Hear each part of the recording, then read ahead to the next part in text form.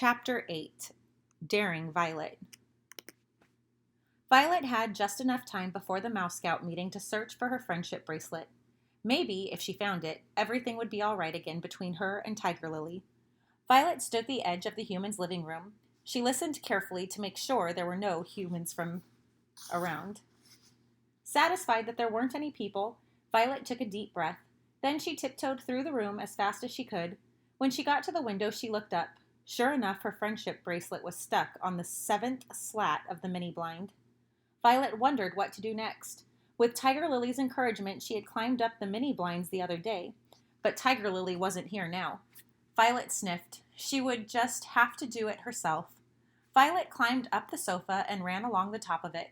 She sped up, and when she reached the edge of the sofa, she took a flying leap toward the window. Violet landed squarely on the slat of the mini blind. She held her breath and looked down. She had jumped too far. Her friendship bracelet was 3 slats below her. Violet grabbed onto the wand and shimmered down. When she reached the slat that her friendship bracelet was on, she stretched out as far as she could. Violet was just able to grab the bracelet. Her heart swelled. She had it! Suddenly, the wand swung away from the blind, and Violet nearly lost her grip. It swung back and forth a few more times before finally coming to a stop. Violet looked down. She couldn't believe how high above the ground she was. For a moment, she felt dizzy. Somehow, she was going to have to get herself down. She felt herself slip a little on the wand. Uh-oh, she thought. Then she pushed against the wall before losing her grip altogether and falling to the ground.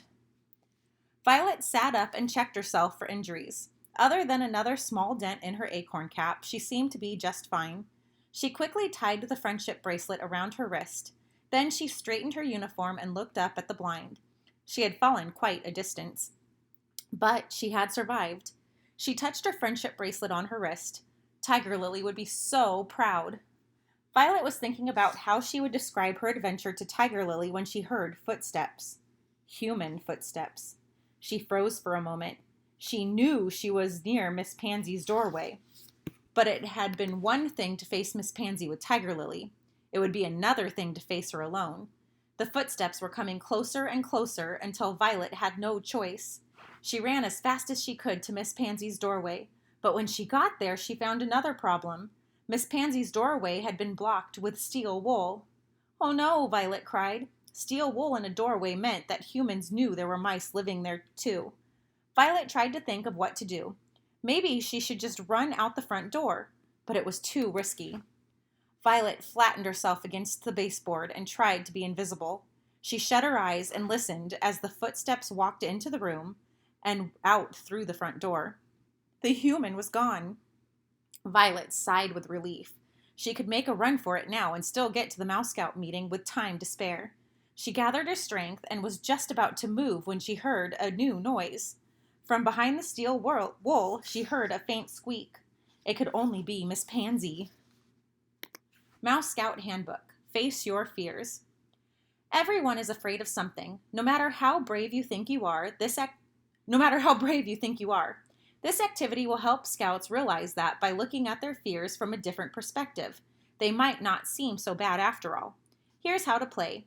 Have each Scout write down something she is afraid of on a slip of paper. Place the paper in an acorn cap. Shake the cap to mix up the paper slips. Have each Scout draw one slip of paper from the cap. The Scout can take turn acting out their fears written on their slip of paper. Without poking fun at the fear itself, Scouts should offer humorous examples of how the fear may be faced.